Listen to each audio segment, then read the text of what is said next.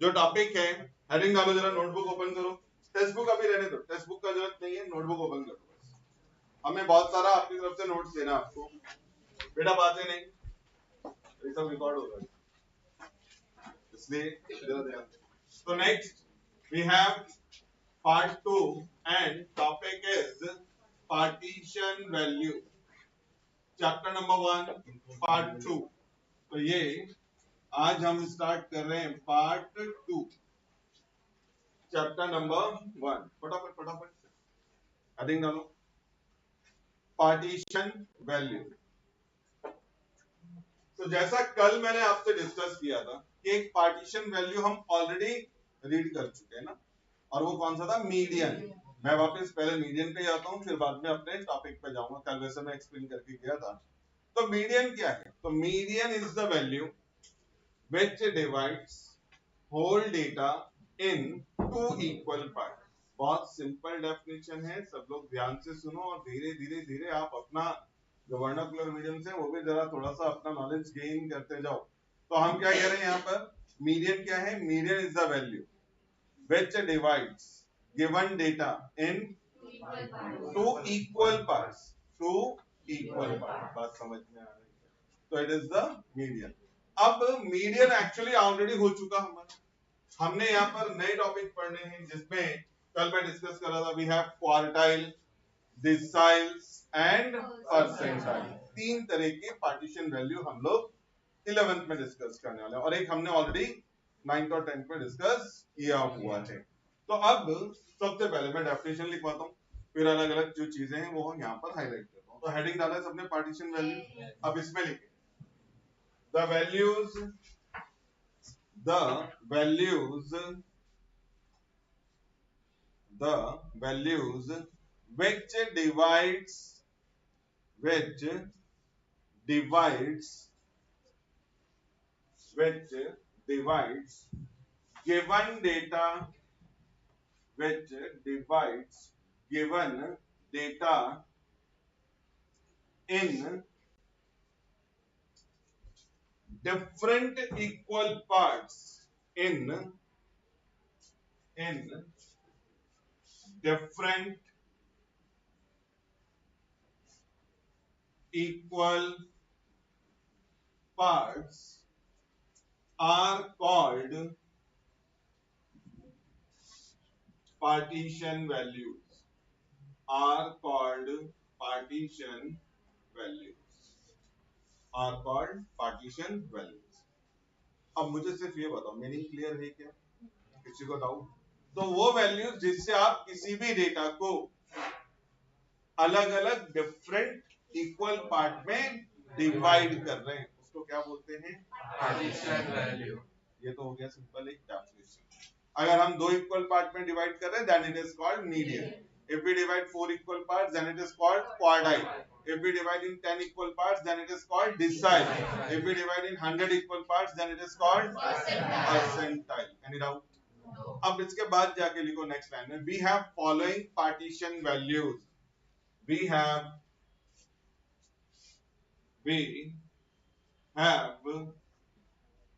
following partition values। Number 1, median। Number 2, quartiles। Number 3, deciles। Number 4, percentiles।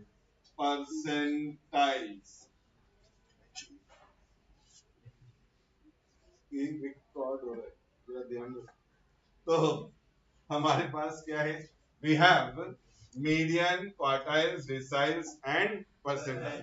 तो we have 4 types of partition value, but इसमें से एक हमने already पढ़ा, तो इसको यहाँ डिस्कस नहीं कर, ये बात अलग है, वापिस भी आएगा। तो जब हम क्वार्टाइल में आएंगे तो मीडियन वहां डिस्कस हो जाएगा, बताऊंगा क्यों हो जाएगा वो, और फिर डिसाइल्स एंड परसेंटाइल। अब हमने इनमें से एक एक करके स्टार्ट करना है, क्योंकि अर्लियर पढ़ा हुआ है, तो ये हमारे पोर्शन का पार्ट नहीं, हमारा पोर्शन क्वार्टाइल, डिसाइल और परसेंटाइल। तो अब फर्स्ट हेडिंग रिपीट करो, क्या, क्वार्टाइल्स। पहला हेडिंग रिपीट करो, quartiles.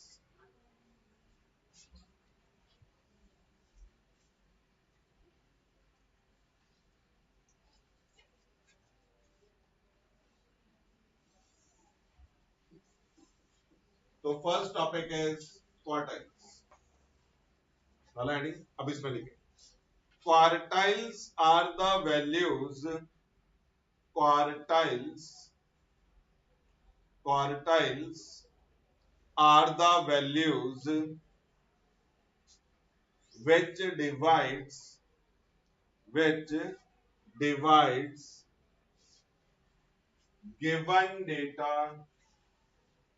given data in four equal parts।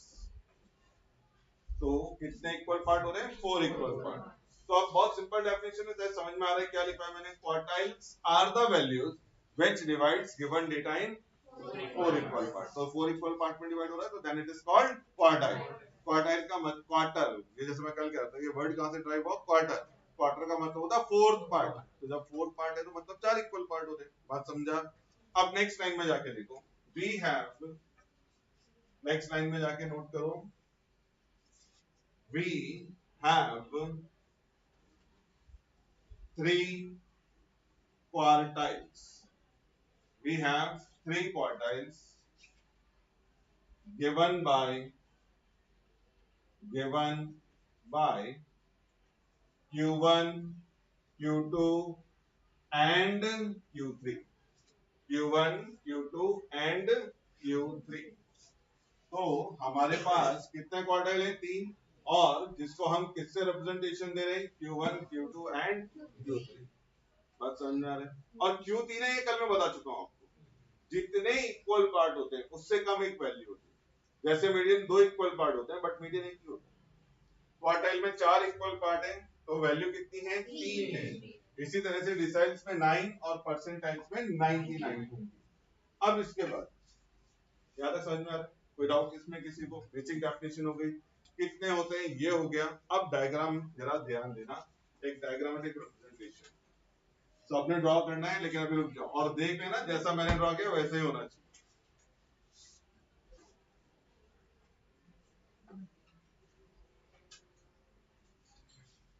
कितने पार्ट हो गए? 1 2 3 4, 4 इक्वल पार्ट्स है ना। अब जरा ध्यान दे, जो यहां पर लाइन डाली मैंने, कितनी लाइन ड्रॉ की? 3। That is called quartiles. First one is Q1। अभी समझा मैंने क्यों लिखा है? We have 3 quartiles, number 1। Number 2, each and every part is equal to 25%। भाई आपने 4 इक्वल पार्ट किए ना, और पूरा पार्ट क्या होगा? 100। तो हर एक पार्ट कितने के इक्वल हो गया? Any doubt? ये भी आ गया। अब अगर आप देखें, Q2 जस्ट सेंटर से जा रहा है क्या? It is also known as median. तो ये क्या है? मीडियन। अब आते हैं Q1। Q1 क्या है फिर? It is read as lower or first quartile। क्या रीड कर रहे हैं? लोअर और फर्स्ट क्वार्टाइल। ये समझ गए? सेकंड क्वार्टाइल, तो उसको लिख नहीं रहा हूं मैं यहाँ, ठीक है। और ये हमारे पास अपर और क्या हो जाएगा? Third quartile. तो ये, तो क्योंकि यहाँ स्पेस का शॉर्टेज होगा, मीडियन मैंने लिख दिया है और अंडरस्टूड है इट इज सेकंड क्वार्टाइल। बात समझ में आ रही है? तो ये हमारे पास। अब मेरे जरा क्वेश्चंस ध्यान से सुनना। इसे ड्रॉ तो नहीं किया ना मैं डायग्राम? मैं, मेरे को पता चल जाएगा। अब मेरा क्वेश्चन जो है वो ध्यान से, which one is the highest value of lowest 25%?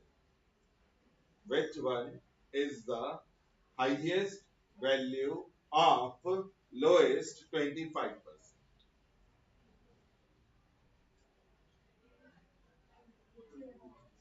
मैं वापस क्या, इससे पूरा कंसंट्रेशन इधर रखो, वरना सब गायब हो जाएगा। ऐसे क्वेश्चन होते ही। तो अब यहाँ पे ध्यान दो भाई, आप डेटा इधर से रीड करोगे ना, तो पहला 25% कहां तक है? Q1 तक है, तो which one is the highest value of lowest 25%? Q1. अभी समझा मैं क्या बोल रहा था? अब वापस ध्यान सुनो, मैंने क्या बोला? Which one is the highest value of lowest 25%? तो lowest 25% ये है, और ये कहां तक जाता है? Q2 तक जाता है, तो इसका मतलब हाईएस्ट वैल्यू क्या है? Q1 है। बात समझा? Next, which one is the lowest value of highest 25%? अभी दिमाग चला ना? हाईएस्ट 25% ये है, कहां से स्टार्ट हो रहा है? मैंने आपसे पूछा लोएस्ट वैल्यू, इस बार सबसे कम, तो सबसे कम यहीं से स्टार्ट हुआ ना आगे, तो क्या होगा? तो मैंने क्या बोला, मैं क्वेश्चन रिपीट कर रहा हूं, which one is the lowest value of highest 25%? Highest 25% is that, and it is started from Q3, so that means Q3 is the lowest value of highest 25%. Which value represent 50% of the data? Q2. इसी का one लिखना है, तो Q2 represent 50% है ना, क्योंकि इधर 50 इधर 50, तो बीच में डिवाइड कर रहा है। अगर कोई आपसे कह रहा है राइट द 50%, तो क्या लिखना है? Which values are the limit for middle 50%? Which values are the limits for middle 50%? ये है ना 50%, तो कहां से स्टार्ट होता है? और आपने वर्डिंग सुना limits, we have required two values, तो लिमिट्स तो कहां से स्टार्ट हुआ, कहां तक गया? तो middle 50% is from Q1 to, बात समझ में आ रहा है? ये याद रह जाएगा क्या? राइट डाउन करना है, देखते हैं, याद रह जाएगा ना? इतनी शार्प है ना मेमोरी सबकी, लेक्चर खत्म होने से पहले पूछो, यानी कि नेक्स्ट 25 मिनट्स के बाद देखते हैं कितने लोगों को याद रहेगा। अब ये डायग्राम ड्रॉ करो।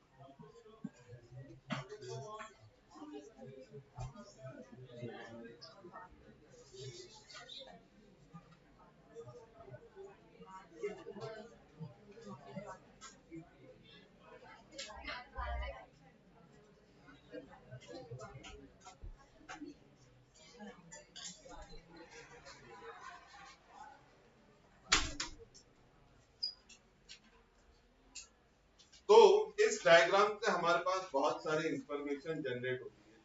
Which one is the middle value? Which one is the limits for middle value?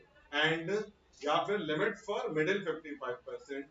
Which one is the highest value of 75%, तो 75% यहाँ तक आता है, तो ये क्या हो जाएगा Q3 एंड सो ऑन। तो ये डायग्राम आपने ध्यान रखना। हो गया सबके पास नोट करके? अब इसके बाद next how we calculate, steps क्या होंगे कैलकुलेशन करने के। तो आज मैं दो तरह का डेटा डिस्कस करूंगा, नंबर वन सिंपल डेटा और नंबर टू डिस्क्रीट डेटा। तो वो सब चीजें यहाँ पर जरा ध्यान देना। तो नेक्स्ट हेडिंग डालो calculation for quartiles, calculation for quartiles, calculation for quartiles।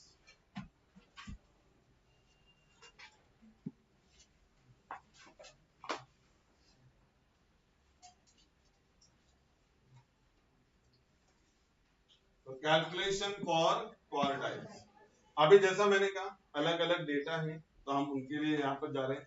तीन सेगमेंट में डेटा है, नंबर वन सिंपल डेटा जिसमें अलग अलग वैल्यूज मिलेगी, नंबर टू डिस्क्रीट डेटा जिसमें वैल्यू और उसका रेपिटेशन होगा, और नंबर थ्री ग्रुप डेटा जिसमें क्लास इंटरवल होंगी और फ्रीक्वेंसी होगी। तो तीन अलग अलग तरह के सम्स है। अब ये कैलकुलेशन में सबसे पहला हेडिंग यानी सब हेडिंग फॉर सिंपल डेटा, तो हेडिंग डालो एक सब हेडिंग इसका for simple data, for simple data. और मैं अपनी तरफ से एग्जांपल ले रहा हूं, और उसके बाद आप लोग उसी तरह से जो एक्सरसाइज में सम है वो अपने आप कंप्लीट करेंगे। तो जरा ध्यान देना सिंपल डेटा में किस तरह से कैलकुलेशन होने वाला है। अब मैं ऐसा लिखो क्वेश्चन और उसी में स्टेप्स आ जाएंगे। Find all the quartiles for given data, find all the quartiles for given data. अब डेटा मैं नीचे लिख रहा हूं 10, 7, 15, 12, 5, 10, 8, 4, 3 and 15। 1, 2, 3, 4, 5, 6, 7, 8, 9, 10 वैल्यूज हमने नोट की। हुआ सबके पास? अब सॉल्यूशन और उसमें लिखो स्टेप नंबर 1, ये साथ में कंप्लीट करना है। स्टेप नंबर 1 इसमें लिखे arrange given data in ascending order, in ascending order। तो बढ़ते हुए क्रम में, ascending order यानी कि increasing order, ASCENDING, ascending order। तो सबसे पहले क्या करना है, डेटा को अरेंज करना है ascending order में। अब ये वैल्यू यहाँ पे लिखी हुई है ना, which one is the smallest value? लिखते जाओ, आपको आता है ना अरेंज करना। 4, 5, 7, 8, 8 के बाद क्या है 10, again 10, after that we have 12, next we have 15 and again 15। 1, 2, 3, 4, 5, 6, 7, 8, 9, 10, और इसके नीचे लिखो n इज इक्वल टू 10।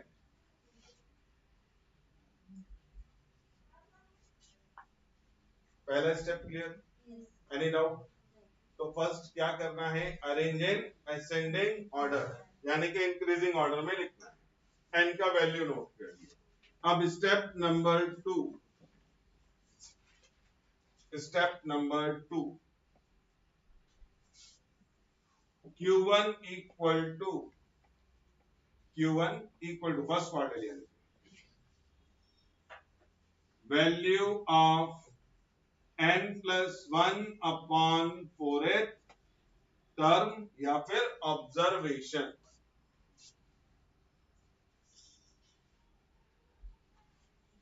तो हमने क्या लिखा, value of n+1 upon 4th term, और क्या कह सकते हैं observation.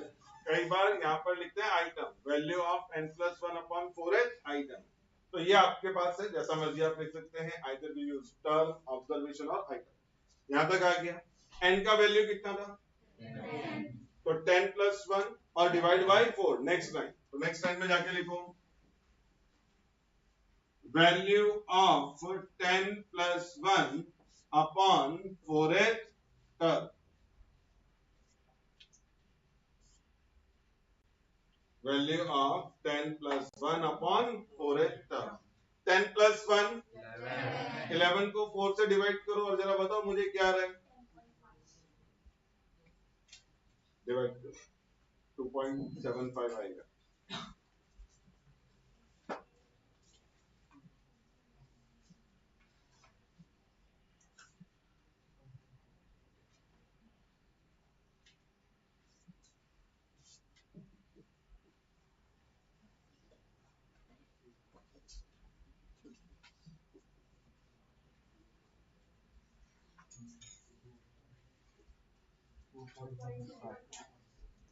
Two point seven five. तो 2.75 टर्म। तो 10 प्लस 1 11। मैं उसको 11 नहीं दिखा रहा हूं नीचे, वो अंडरस्टूड है कि 10 में 1 ऐड किया 11 हो जाएगा। 11 को फिर किससे डिवाइड कर लिया? 4 से। तो इट इज 2.75। यहां तक किसी को डाउट? अब अगर मैं यहां पर आ जाऊं, जो मैंने असेंडिंग ऑर्डर लिखा है, we have first term, second term and, और मुझे क्या चाहिए? 2.75। समझ में आ रहा है क्या प्रॉब्लम है? अगर सेकंड होता मैं 4 लिख लेता, थर्ड होता 5 लिख लेता, लेकिन यहां तो गड़बड़ क्या है? 2.75। अब यहां पे आपने पूरा कंसंट्रेशन देना। 2.75 कैसे कैलकुलेट करेंगे? यहां तक किसी को डाउट नहीं है?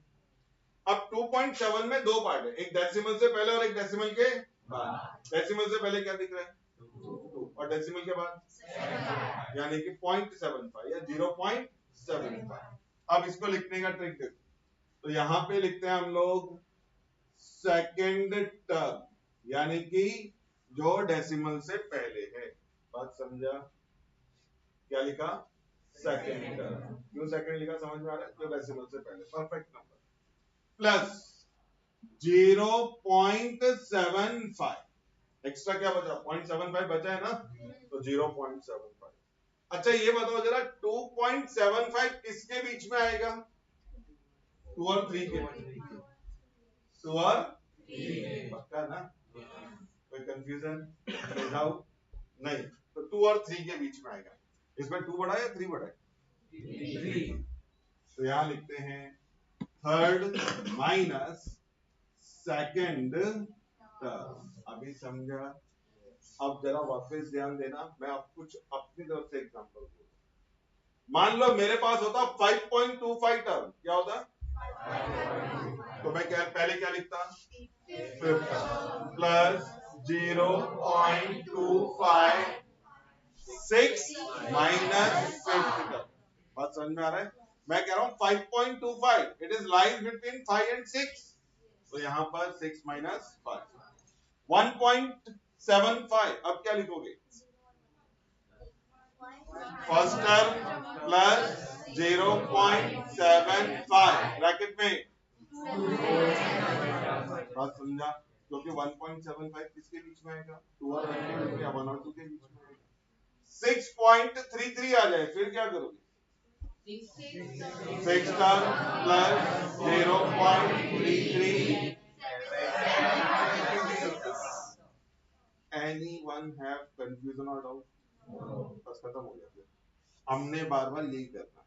अगर परफेक्ट नंबर आ गया तो बढ़िया, आ गया फोर्थ टर्म तो लिख लो फोर्थ टर्म, आ गया फिफ्थ टर्म लिख लो। बात समझ में आ रही है क्या? लेकिन डेसिमल में आ रहा है तो क्या करना है? समझ में आया? अब यहां पर सेकंड टर्म कितना था? 4 प्लस 0.75। थर्ड टर्म क्या था? 5 minus 4 is equal to 4 plus 0.75 into is equal to 4 plus 0. भाई 4 plus 0.75 क्या मिलेगा? 4.75. It is the value of Q1. Any doubt? समझ में आया? तो ट्रिक क्या है, हम 4, अब ये भी क्वेश्चन अराइज होता है ना, सर 4 से क्यों डिवाइड किया, क्योंकि हमें कितने पार्ट में डिवाइड करना है डेटा को 4। अब ये अगर डिसाइल होता और परसेंटाइल होता तो बस आगे का टॉपिक भी क्लियर हो जाएगा। समझ में आ रहा है? तो दिमाग खोल के रखो, ऐसा अगर सिर्फ लोगों के साथ बोलना है तो फिर दिक्कत हो जाएगी। तो आप खुद भी सोचे मैं क्या बोल रहा हूँ। 4th है पार्ट, इसमें 4 से डिवाइड, जब 10 पार्ट होगा तो 10 से, और परसेंटाइल में 100 से, सब पैटर्न ऐसे चलेगा। अब इसको कंप्लीट करो जरा पहले Q1 को।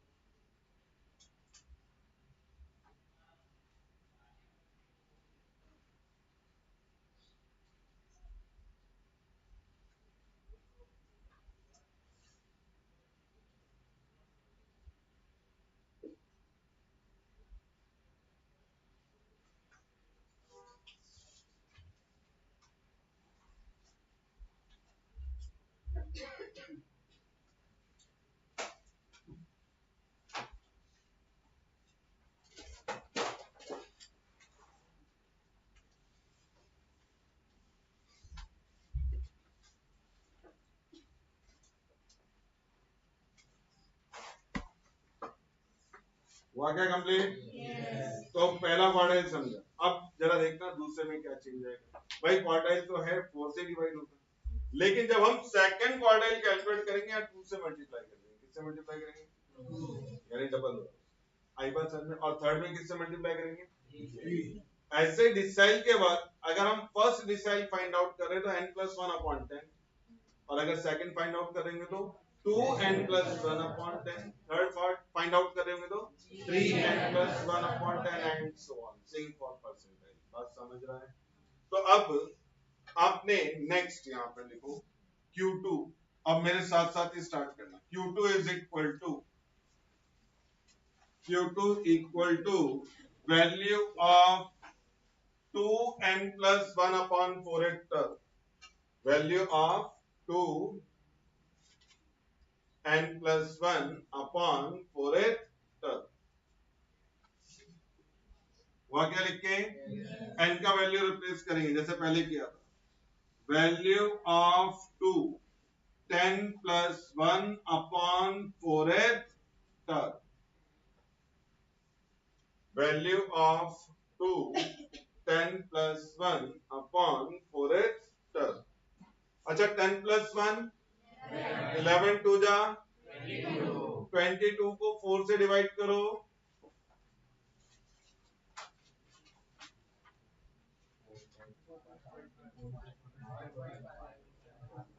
5.5। और दूसरा ट्रिक बताता हूं, पहला जो वैल्यू आया था ना 2.75 उसका डबल कर लो। भाई ये तो आपने ऑलरेडी कैलकुलेट किया है ना, n+1/4 सिर्फ 2 से मल्टीप्लाई कर लो तो वो कितना आएगा? 2.75 का डबल 5.5। नहीं तो मेरी बात बिल्कुल मत सुनो। 10+1 11, 11 2 जा 22, 22 डिवाइड बाई 4 5.5। बिल्कुल कुछ मत सुनो, मैंने क्या बोला, डबल करना है ट्रिपल करना है। पता चला आप कुछ अलग ही करके देंगे। तो यहां पर आ जाएगा value of 5.5 term, value of 5.5 term. Any doubt? 5.5 समझे? अब ये 5.5 जब आ गया है तो इसका मतलब इसमें भी दो पार्ट है ना, एक डेसिमल से पहले और एक डेसिमल के बाद। ये 5.5 किसके बीच में होने वाला है? 5 और 6 के बीच में। तो हम लिख रहे हैं is equal to fifth term plus 0.5 sixth minus fifth term. Term last में कॉमन कर, बात समझ में आ रहा है? Any doubt? अब यहां पर काउंट करके बताओ फिफ्थ टर्म क्या है? 1 2 3 4 5 8 plus 0.5 six term is 10 10 minus 8. 8 plus 0.5 into 2. So 0.5 into 2? 1. 8 plus 1. Answer is 9. Complete.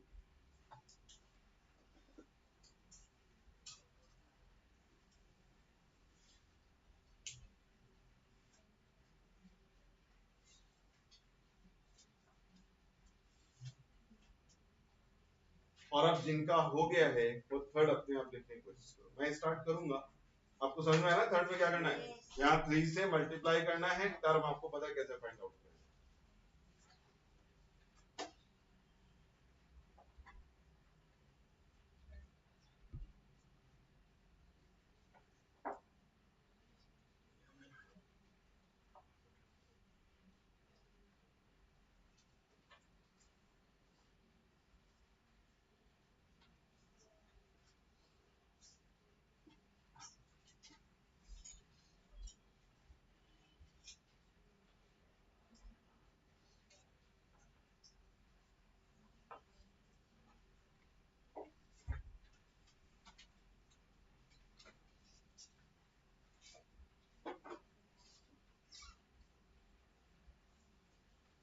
Q2 हो गया सबका कंप्लीट।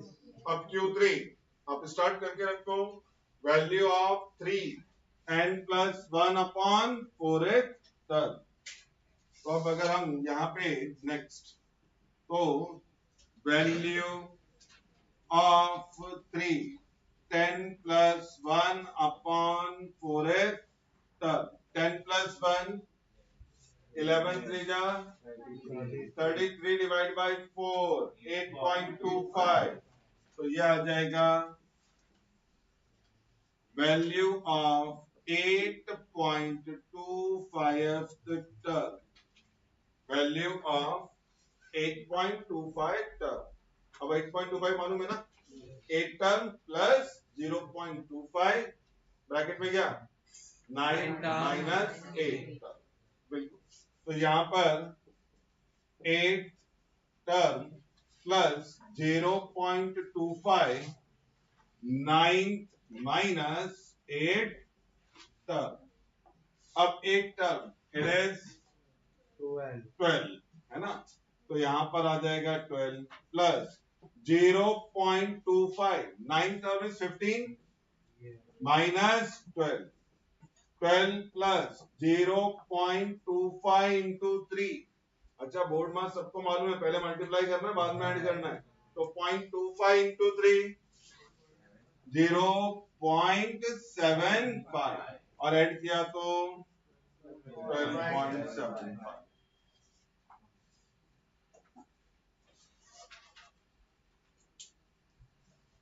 आया सकता था। अब एक बार जरा रीड करो, पूरा स्टेप क्लियर है? कोई डाउट किसी को? सिंपल डेटा का कोई भी क्वेश्चन आएगा कर सकते हैं। पहला स्टेप क्या बोला? Arranging ascending order, then right end. इतना हो गया फर्स्ट। फिर स्टेप 2 में पहला Q1 के लिए क्या लिखवाया?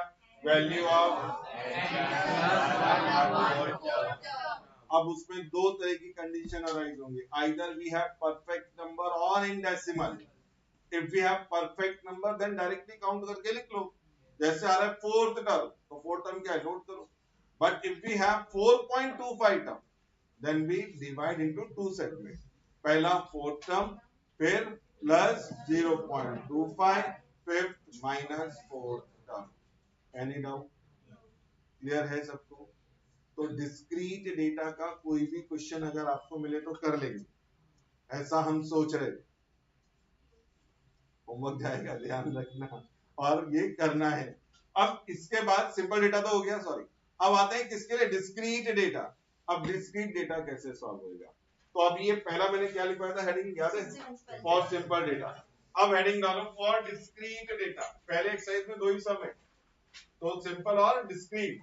तो अब हमारे पास दूसरा डिस्क्रीट डेटा। तो नंबर 2 फॉर डिस्क्रीट डेटा। अब ये डिस्क्रीट डेटा में होता क्या है we have values and their frequencies, यानी कि एफ पढ़ा था ना आप लोगों ने, एक्स और एफ होता था अपने पास, तो वैसा। अब एक जनरल क्वेश्चन वैसे लिख लें, क्वेश्चन के फॉर्म में ले रहे हैं, find all the quartiles for, अब मैं यहां पर डेटा लिख रहा हूं, एक्स और एफ, 5, 10, 15, 20, 25, 30, 35। तो x का वैल्यूज लिखा है मैंने 5, 10, 15, 20, 25, 30 and 35। Frequencies 3, 5, 10, 10, after that 8, next we have 5, 2। तो ये मैंने वैल्यूज नोट कर दिए यहाँ पर। अच्छा, अब एक बात और ध्यान देना जो मैं बोल रहा हूँ, ये तो समझ में आया डिस्क्रीट डेटा क्या होता है। x क्या बताता है, वैल्यू, और f बताता है उसका रेपिटेशन। क्या बताता है, 5 is repeated, 10 is repeated, 15 is repeated, तो उनको 10 बार लिखने की जरूरत है, फिर उनके नीचे फ्रीक्वेंसी नोट कर दिया जाता है। अब स्टेप्स कैसे हैं, तो अब यहाँ पर सॉल्यूशन और स्टेप नंबर 1 देखो, सॉल्यूशन और उसमें स्टेप नंबर 1,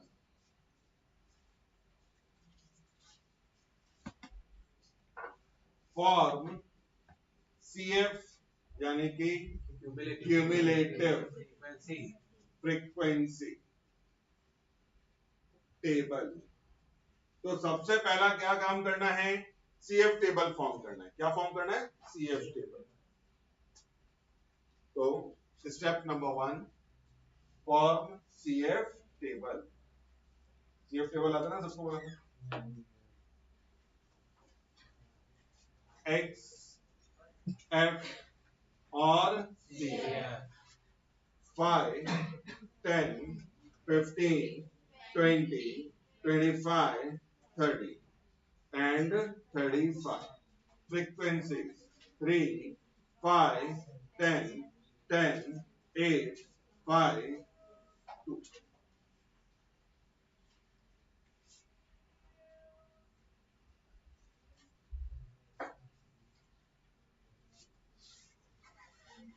CF का कॉलम बना रहे हो ना तुम लोग, मैं नहीं लिख रहा हूं, अपने आप लिख।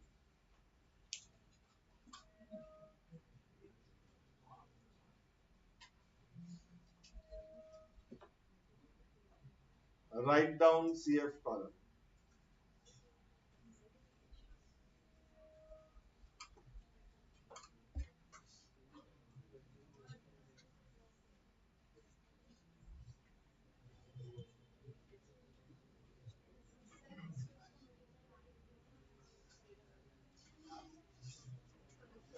तुम सबने बोला हाँ मालूम है, और अभी ये कह रहे कि सर मल्टीप्लाई करके, अरे मल्टीप्लाई करेंगे तो f into x होगा। एक मिनट, अब मेरी बात, CF मैं उसको रीड करता हूं, कंटिन्यूअस टोटल फॉर फ्रीक्वेंसी। क्या बोल रहा हूं, पहला frequency 3 plus 5, 8 plus 10, 18 plus 8, 28 plus 8, 36 plus 5, 41 plus 2। अब याद आया, इट इज मल्टीप्लीकेशन नहीं बोला था, CF। तो CF continuous total for frequency, एक एक करके सारी फ्रीक्वेंसीज को लगातार ऐड करते हैं। अब ये जो लास्ट में आ रहा है ना, ये इसका टोटल होगा। n कैपिटल लेटर में लिखना, n is equal to 43, n equal to 43।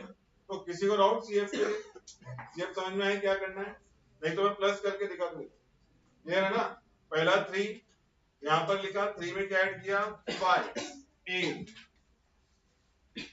ये इधर, फिर 8 में क्या ऐड किया, 10, 18, 18 में ऐड किया 10, 28, 28 में ऐड किया 8, 36, 36 में 5 ऐड किया 41, 41 में 2 ऐड किया 43, and it is the grand total, यानी कि जो इसका टोटल होगा n। यहां तक समझा, एनी डाउट? अब वापस हमको क्या कैलकुलेट करना है, Q1 आप टेबल के नीचे लिखते जाएंगे। Q1 is equal to again same value of n plus 1 upon 4th term. क्या लिखा, value of n plus 1 upon 4th term.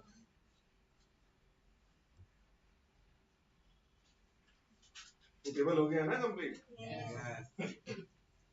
लिखा सबने? अब n का वैल्यू क्या था, 1 plus 2, so it is value of 43 plus 1 upon 4th term। 43 plus 1 divided by 4 11, so value of 11th term। समझ में आ रहा है? अब CF में जरा ध्यान देना, जो CF का कॉलम है उस पर ही फोकस करना। ये मैं यहाँ से मार्किंग बता रहा हूँ जो मैंने यहाँ पे ड्रॉ किया था।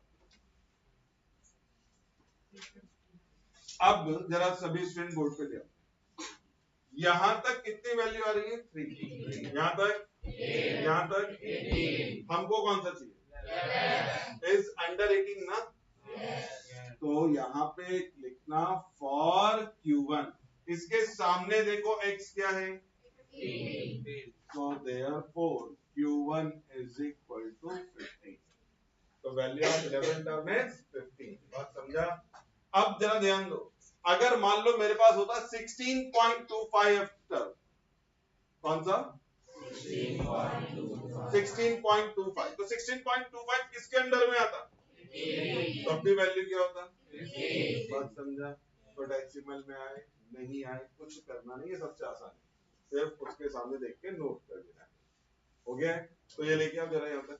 तो पहले वैल्यू रिप्लेस किया, तो 43 plus 1 upon 4th term which is value of 11 term, और 11 टर्म अंडर 18 है, इसलिए Q1 का वैल्यू क्या लिखा, 15 सामने। अब हमने क्या नोट करना है, Q2 अपने आप कर सकते हो क्या, सिर्फ 2 से मल्टीप्लाई करना, बाकी सब एज इट इज। देखो जरा, value of 2 n plus 1 upon 4th term, तो is equal to value of 2 n की जगह 43 प्लस 1 अपॉन 4th टर्म। अच्छा 43 प्लस 1 अपॉन 4 तो निकाल लिया था ना आपने पहले, क्या आया था 11, इसमें और किससे मल्टीप्लाई करना है, 2 से, तो कितना होगा, तो वैल्यू ऑफ 22nd टर्म, 22 या फिर 22nd टर्म। अब CF में देखो 22 किसके अंदर होगा, 28, बिल्कुल मार्किंग करके लिखो फॉर Q2, और सामने देखो क्या दिख रहा है, 20, so therefore Q2 is equal to 20। अब Q3 अपने आप कैलकुलेट करो,